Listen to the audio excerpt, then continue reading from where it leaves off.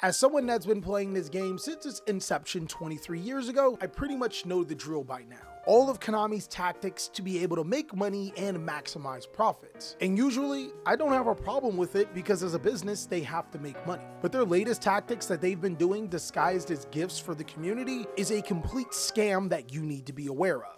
In today's video, I'm going to be talking about a ton of problems when it comes to buying Yu-Gi-Oh product. I want you guys to be as informed as someone that has been playing this game with Konami for over 2 decades, so you can make the correct decision every single time. Let's go ahead and jump on in. What's going on with ya, big dog? And it is an amazing day for Yu-Gi-Oh! I hope that's your day.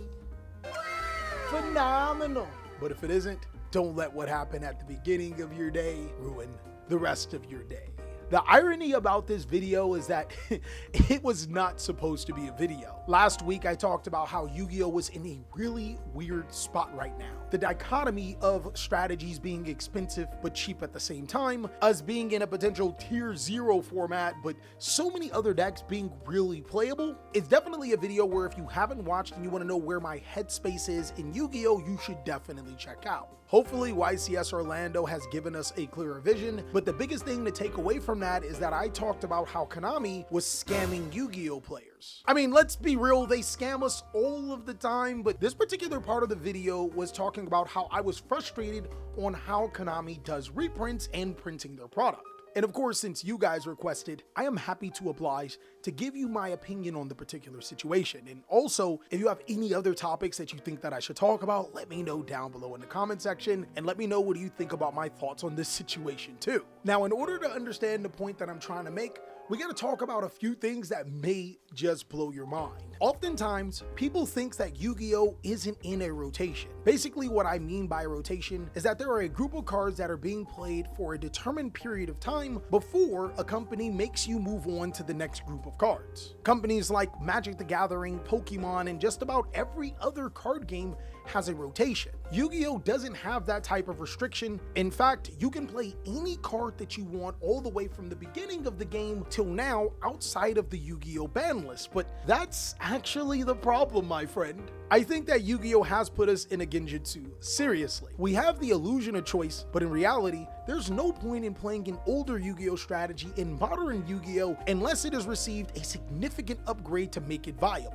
Let's take, for example, the best deck of 2024 was easily Snake Eyes, and the year before that was Kashtira. Both of these strategies are playable in 2025, but there's a twist. Neither of these strategies don't mirror the strength that they once had in their respectable eras. From my perspective, it's actually in a very similar parallel for Pokemon when a particular strategy is really strong and then they introduce it into the next rotation, but it's a completely different deck. We can objectively say that both Snake Eyes and Kashtira are way different decks than what they were when they were at their prime. And the further you continue to go back, the worse strategies are. Sword Soul, Phantom Knight, Outlich, and Emancipator. These strategies were heavy hitters during their time, and it wasn't even 3-4 years ago where these strategies were considered some of the best decks in the game. The truth of the matter is that without any ban list help or future support, these strategies are outright unplayable when it comes in comparison to some of the modern Yu-Gi-Oh decks. In essence, what I think we have in Yu-Gi-Oh is a rotation format without the rotation. The thing that makes Yu-Gi-Oh unique gives it its own set of problems that can be catastrophic for the secondary market and for picking up cards in general. Unlike in rotations where there is a set structure of cards that are going to be used and they'll reprint a particular card and sometimes even make it weaker or stronger depending on the situation that it was, in Yu-Gi-Oh you have free reign to any card that has ever existed without text changed. You see, in order for Konami to keep up with the rotation, they must print new powerful cards. And oftentimes those powerful new cards have a theme where older cards become really important for the strategy or really important to beat them. This creates a situation where the demand for a card is incredibly high, the supply is ridiculously low, and makes those cards jump to astronomical numbers. I call it skyrocketing in price. And this could be really frustrating to players just getting into the game and finding a deck that they really like, only to find out that certain key cards are incredibly expensive and we don't know if they'll be reprinted in the future. And this type of situation actually spawned me to make videos telling you guys what card you should be looking to pick up before it is too late. Now here's the big exclamation point to where I was getting to. Konami takes full advantage of this situation. A lot of people say Konami doesn't control the secondary market, and while they don't directly have their hands on the secondary market, you would be the fool to think that a multi-billion-dollar company doesn't have their eyes on the secondary market to not take advantage of the situation. A prime example of them doing this was Konami introducing a strategy called Tenpai Dragon. Tenpai Dragon for a point in time was one of the cheapest, strongest Yu-Gi-Oh decks in the entire card game, for the exception of one card called Trident Dragion. Trident Dragion was necessary for Tenpai Dragon to do certain combos to be able to end the game fairly quickly, but the only problem with this is that this particular card was printed over 10 years ago and came in a rarity that was fairly obscure. It made Trident Dragion skyrocket in price from a $15 to $20 card to over $100 for a copy of this card. Konami then manipulated the market by announcing that this card would come inside of the next Mega 10. If that isn't a complete masterclass on knowing the Yu-Gi-Oh market and then getting people to buy a product because you know the Yu-Gi-Oh market, then I don't know what is. Now again, I want to point out that I don't mind this particular stunt when done correctly. Up until recent, there was no reason for Konami to reprint Trident Dragon, and they actually announced it within a decent time frame of us getting Tenpai Dragon. Unfortunately, Konami doesn't always do that, and I think it's a shady business tactic that they take part of.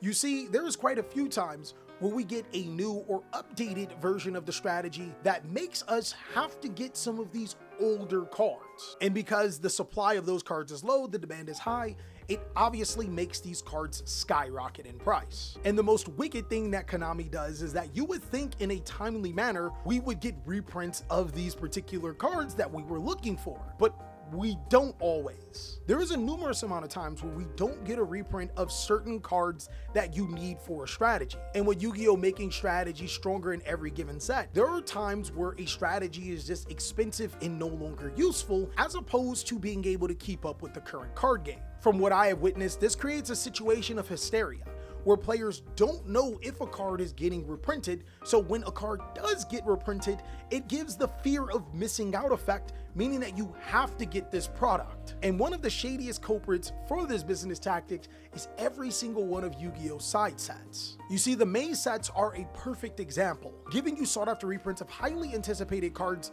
like Guardian Chimera and Baron de Fleur, but also including cards that aren't competitively viable in any way, shape, or form. And I don't mean this as any disrespect to any casual Yu-Gi-Oh player, but for newer and unaware players, they fall into the hype of a particular set and then they wind up spending a lot of money investing into this, which drives up Konami's profit. If you guys don't believe me, what I want you guys to do is to go to TCG Player and type in Maze of Millennia or Maze of Memories and look at the price of these sets. They're $50 and $40 respectively, with outside of the collector's rare, not a single one of the cards getting over $15. Now, this is the normal game that we're used to when it comes to Konami. A business tactic that creates hysteria, fear of missing out, and gets uneducated players to buy product that don't hold value. It's one of the biggest reasons that in order to be sponsored by Konami, you have to sign a non-disclosure agreement, because some of these sets are pure trash. And you'll have some of your favorite content creators acting like it's literal gold. On a side note, I was sponsored by Konami before they made us do NDAs. And if a Yu-Gi-Oh set or a card was not good, I would straight up say it. I would even talk at length to the figureheads how bad it was to buy some of these Yu-Gi-Oh sets. And you probably wonder why I haven't done a sponsored video in a very long time.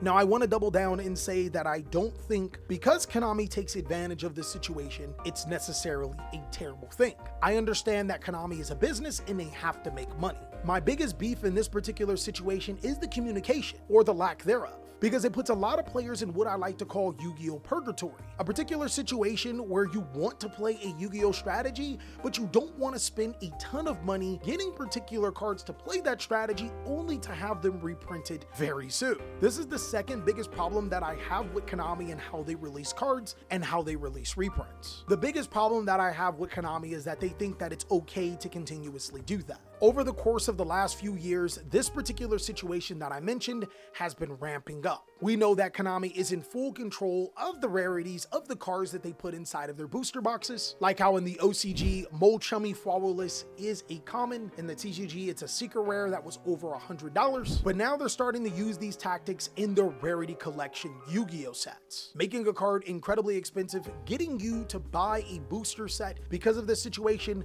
but then we're printing the card in the same rarity right after. And the biggest thing to take from this is that previously Konami was just taking advantage of the market, but now they're creating the market themselves. Between making cards that were easily accessible in the OCG to the TCG incredibly hard, to also introducing older Yu-Gi-Oh strategies into the new set, reprinting half of those strategies but leaving some out, it creates a situation where we have really cheap cards for half of the deck, but the rest of the strategy is really expensive. Like how Mermails have Mermail Abyss Pike and Mermail Abyss Gaios still at an incredibly insane price. They then combine that hysteria with fear of missing out in announcing the next reprint set, and then purposely putting those cards inside of those sets to get you to buy them. And while right now it may not be as bad when it comes to strategies like Mermail and Crystron, I can start to see Konami abusing this trend until it becomes a point where no one is satisfied. As we already know with businesses, the only thing that matters to companies is their bottom line, and if they can continue to maximize profits by doing this, you better believe yourself that they're going to continue to do this. And it's also why I think we haven't gotten certain cards as reprints, forcing a particular player to be in Yu-Gi-Oh player purgatory, only to trick other players to buy a set because of that same situation, is what I think is one of the biggest scams that Konami has been doing. But I want to know, what are your thoughts? There are some really good things out of this situation, like we're finally starting to get reprints on a consistent manner. It's one of the better things that they're doing, so I am conflicted. Again, there's no such thing as a solution without creating another problem, but which problem are you willing to deal with? And speaking of problem, the next biggest problem is which one of these videos will you click, so I can catch you on the next one.